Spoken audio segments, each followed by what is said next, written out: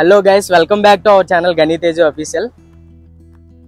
ఈరోజు నేనైతే మా ఊరికి కొంచెం దగ్గరలో ఉన్న అంటే నియర్లీ ఒక 4 km ఉంటుంది.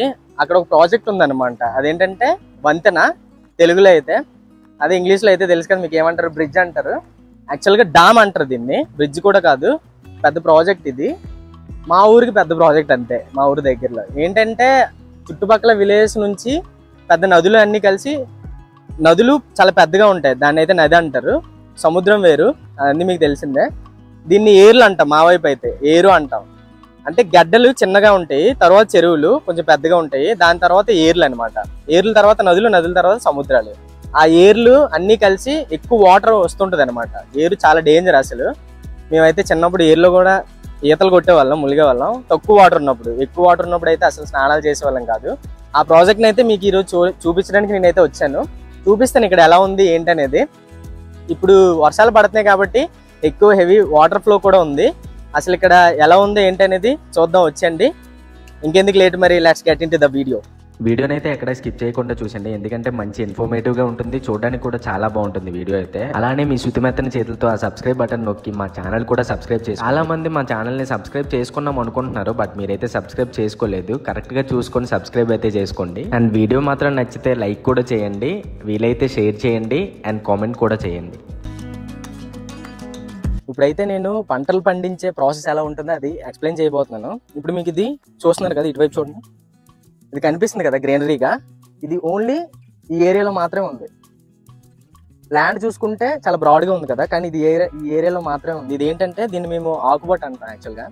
ఇది ఏంటంటే మొలకెత్తిన ధాన్యాలు, నార్మల్ ధాన్యాలు ఉంటాయి కదా, ఆ గవర్నమెంట్ ఇస్తుంది అది విత్తనాలు. ఆ విత్తనాలని ఒక ఏరియాలో ఇలా పోస్తారనమాట దగ్గరగా. పోసిన తర్వాత అవి కొంచెం వాటర్, వర్షం పడిన తర్వాత వాటర్ వస్తే మొలకలు ఎత్తుతాయి. అవి ఈ మాత్రం కొంచెం పెద్దగా అయిన తర్వాత నాట్లు అంటారు దాన్ని, వరి నాట్లు అంటారు. ఇప్పుడు పండించేది ఈ సీజన్లో వరి మా విలేజ్లో అయితే.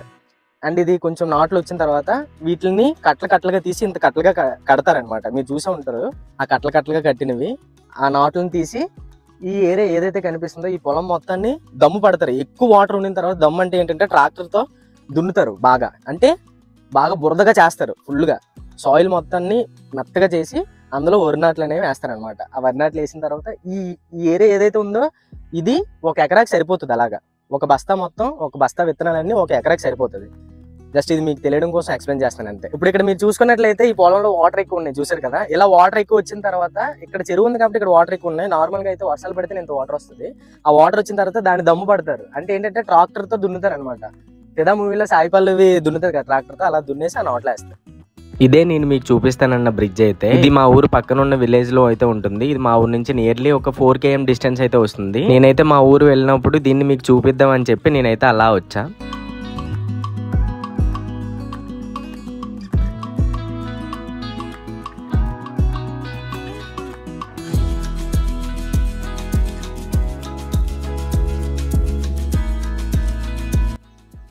ఇప్పుడైతే నేను బ్రిడ్జ్ పైకి ఎక్కుతున్నాను. ఫస్ట్ వ్యూ అనేది బ్రిడ్జ్ పై నుంచి ఎలా ఉంది ఏంటనేది చూపిస్తాను, చూడండి. దాసే ఒకసారి చూడండి, ఇటువైపు చూస్తున్నారు కదా, ఇదే ఏర్ అయితే. అక్కడి నుంచి వాటర్ అంతా ఫ్లో అయ్యి ఇలా వస్తుంది అనమాట. ఈ వాటర్ని దేనికి ఉపయోగిస్తారంటే పంట పొలాలకి, పంటలు పండించడానికి అయితే ఉపయోగిస్తారు ఈ వాటర్ని. ఈ వాటర్ని స్టోర్ చేయాలంటే ఇక్కడ గేట్లు ఉంటాయి కింద. ఈ ఏదైతే డ్యామ్ ఉందో ఆ డ్యామ్ కింద గేట్లు ఉంటాయి. ఆ గేట్లని క్లోజ్ చేసి వాటర్ని స్టోర్ చేస్తారు. ఇక్కడ స్టోర్ చేసినప్పుడు పంట పొలాలకి అనేవి వదులుతారు ఇక్కడ నుంచి వాటర్ని. అదే అవసరం లేనప్పుడు ఇక్కడ నుంచి ఈ గ్రామానికి వాటర్ సరిపోయి అనుకోండి, ఇంకా కింద గ్రామాలకి వాటర్ కావాలన్నప్పుడు ఈ గేట్లు అనేవి ఎత్తేస్తారు. ఈ గేట్లు ఓపెన్ చేసినప్పుడు ఏమవుతుందంటే ఇక్కడ నుంచి వాటర్ ఆ కిందకి వెళ్తుంది. చూడండి మీరు చూసుకున్నట్లయితే ఒకసారి చూడండి, చాలా బ్యూటిఫుల్గా ఉంటుంది లొకేషన్ అయితే. ఈ వాటర్ ఇప్పుడు ఆల్రెడీ గేట్లు ఓపెన్ చేశారు. కింద ఊర్లకి అనేటికి వాటర్ వెళ్తుంది. అక్కడ చూడండి ఫ్లో ఎలా ఉందో చూడండి మీరు ఒకసారి.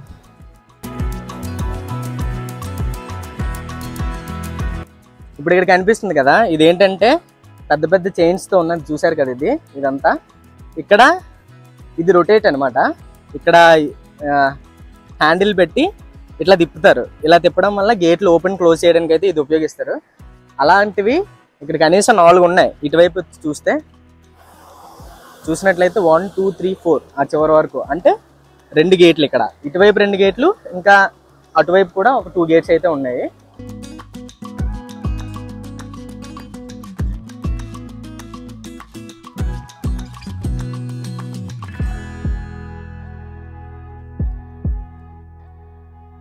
సో ఇప్పుడు మనం ఎక్కడ ఉన్నామంటే గేట్లు ఎక్కడైతే ఓపెన్ క్లోజ్ చేస్తారో ఆ ప్లేస్ లో ఉన్నాం. ఇక్కడ నుంచి చూసినట్లయితే చూడు రోడ్ లా కనిపిస్తుంది కదా, చూడండి. ఆ రోడ్ అనేది వాటర్ ఒకవేళ చాలా ఎక్కువైతే గేట్లు క్లోజ్ చేశారు అనుకోండి, వాటర్ అనేది పైనుంచి ఫ్లో అవుతుంది. పైనుంచి ఫ్లో అయినప్పుడు ఆ రోడ్ మీద నుంచి రావడం చాలా కష్టం. యాక్చువల్గా ఇటువైపు ఒక ఊరు ఉంటుంది, ఇటు కూడా మా ఊరు ఇటువైపు. ఆ ఊరు నుంచి ఈ ఊరికి రావాలంటే వేరే రూట్ ఉంటుంది. యాక్చువల్గా అయితే మెయిన్ రూట్ ఉంటుంది, కానీ బట్ షార్ట్ కట్ ఇది. ఈ బ్రిడ్జ్ మీద నుంచి రావాలంటే ఇది షార్ట్ కట్. పైన వంతెల్లా ఏం ఉండదు, ఇలా వాటర్ లేనప్పుడు మనం ఈజీగా వచ్చేయచ్చు. పైనుంచి చూసుకున్నట్లయితే చూడండి, బైక్స్ కూడా వెళ్తున్నాయి అటువైపు. అలా వెళ్ళి ఇలాగా వచ్చేయచ్చు. ఓన్లీ ఒక ఆటో మాత్రమే, ఒక ఆటో అటు నుంచి వస్తే ఇటువైపు ఉన్న వెహికల్స్ ఆగిపోవాలి, అటువైపు నుంచి వచ్చినప్పుడు ఇటువైపు వెహికల్స్ ఆగిపోవాలి, ఇటువైపు నుంచి వెళ్ళినప్పుడు అటువైపు వెహికల్స్ ఆగిపోవాలి. ఎందుకంటే ఒక ఆటో వెళ్ళినంత స్పేస్ మాత్రం ఉంటది, ఒక చిన్న కార్ కూడా వెళ్ళొచ్చు. బైక్స్ అయితే 2 బైక్స్ వెళ్తాయి అంతే. అదే వాటర్ ఎక్కువైపోయినప్పుడు, గేట్స్ క్లోజ్ చేసినప్పుడు, పైనుంచి ఫ్లో వచ్చినప్పుడు చాలా కష్టం రావడం, చాలా డేంజర్ కూడా. ఎందుకంటే వాటర్ ఫ్లో ఎక్కువ ఉన్నప్పుడు బలూన్ తోసేస్తుంటారు. అప్పుడు జాగ్రత్తగా చూసుకొని రావాలి. నేనైతే 1-2 సార్లు వాటర్ ఉన్నప్పుడు కూడా పైనుంచి వచ్చాను. అండ్ ఇప్పుడు వాటర్ లేదు కాబట్టి కొంచెం ఈజీనే పైనుంచి వచ్చాడు. మీరు చూసుకున్నట్లయితే వెనక నుంచి వెహికల్స్ వస్తున్నాయి. నేనైతే పైకి ఎక్కాను యాక్చువల్ గా. ఇవి గేట్స్ ఓపెన్ చేసేవి ఇవి.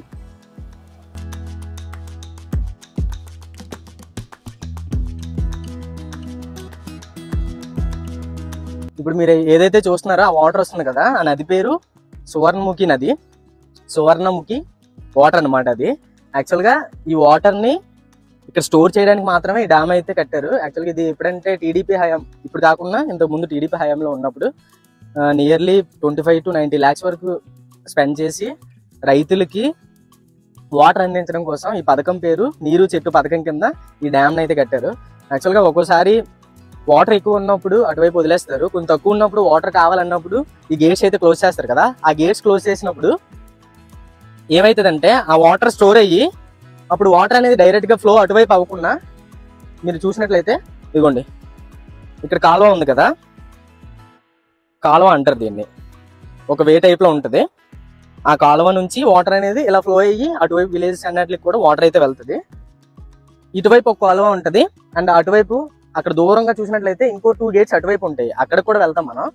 ఆ 2 గేట్స్ అటువైపు ఒక కాలువ ఉంటుంది, అటువైపు కూడా అంటే విలేజ్ అటువైపు ఇటువైపు, అటువైపు ఊర్లకి ఇటువైపు ఊర్లకి కూడా బోత్ సైడ్స్ వాటర్ అనేది ఫ్లో అవుతుంది అనమాట.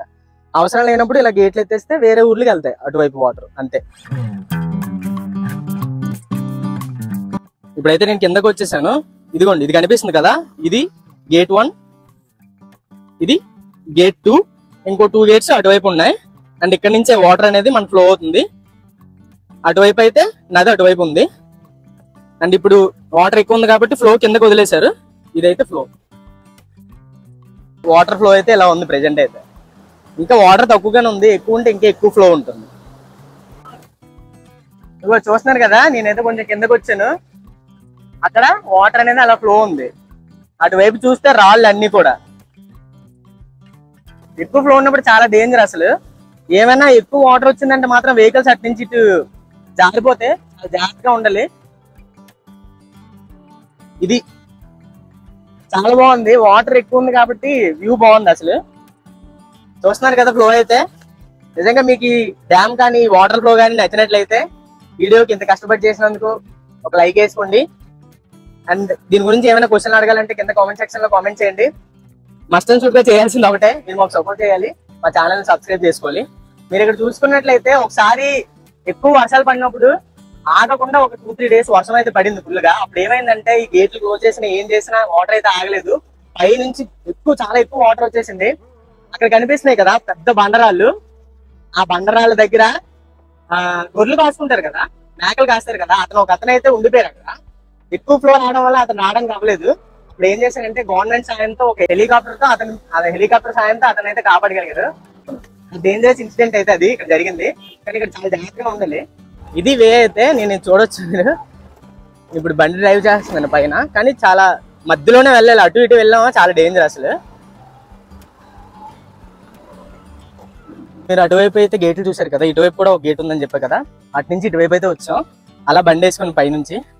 అండ్ ఇంకో గేట్ చూసినట్లయితే ఇదే, ఇది కూడా వాటర్ ఎక్కువైనప్పుడు ఓపెన్ చేస్తారు. ఫ్లోని బట్టి అయితే ఒక గేటు లేదంటే 2 gates ఓపెన్ చేస్తారు. తాత అయితే చేపల కోసం వెయిట్ చేస్తారు, ఇంకా పడలేదండి చేపలు అయితే.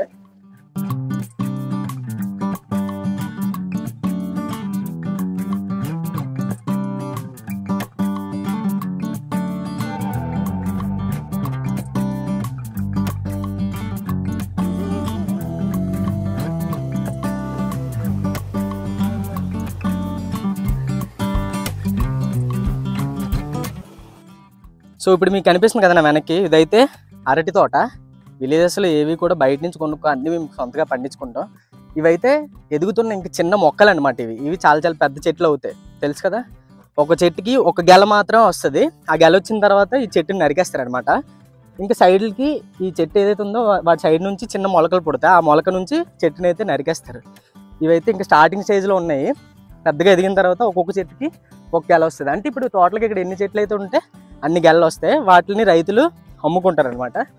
వాళ్ళకి కావాల్సిన ఉంచుకొని మిగతావి బయటకు అమ్మేస్తారు. రీసెంట్ గా అయితే ఆ ప్లేస్ నేను మళ్ళీ విజిట్ చేసా. వర్షాల వల్ల వాటర్ చాలా ఎక్కువ ఉంది. నేను చెప్పా కదా పైనుంచి కూడా ఫ్లో అవుతుంది అనేసి. ఇప్పుడైతే మీరు చూడండి, ఈ టైంలో 2 వీలర్స్ అయితే పైనుంచి వెళ్ళడం చాలా కష్టం. మీరైతే చూస్తున్నట్లయితే ఇద్దరైతే నడుచుకుంటూ వెళ్తున్నారు. నేను నా వెహికల్ తో పైనుంచి వెళ్దామని ట్రై చేసా, బట్ భయం వేసి బ్యాక్ అయితే వచ్చేసా. కొంచెం ముందుకు వెళ్ళగానే టైర్ స్లిప్ అయింది, నాకు చాలా భయం వేసింది. ఇక్కడ ఒకసారి వాటర్ సౌండ్ కూడా వినండి ఎంత ఫ్లో ఉందో.